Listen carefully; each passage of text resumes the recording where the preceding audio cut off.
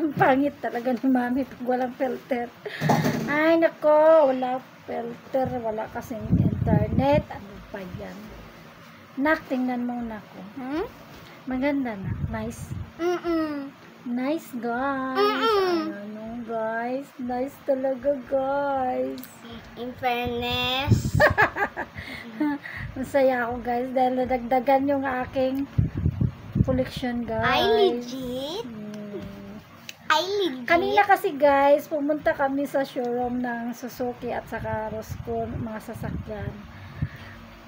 Nagpili-pili si Marites, guys. Siyempre, meron ba tayong napipili, guys, pang partner natin sa hanap buhay.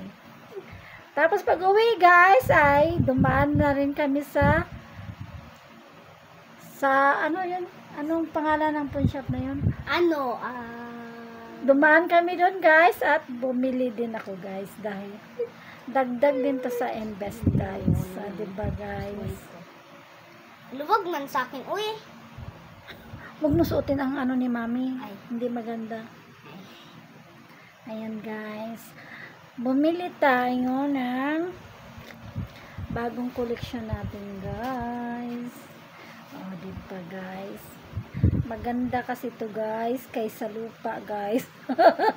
Nadadala na ako sa lupa, guys, dahil malaki ang binabayaran ko sa tax at amilyar, guys. Ano ba yan? Kaya dito na lang ako magpupokus dahil malabo naman tayong magbubuwis dito, guys. Focus pa more.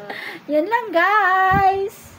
Share ko lang ang aking happy ngayon. Happy ako kasi ang dami kong gift sa sarili ko ngayong araw na to.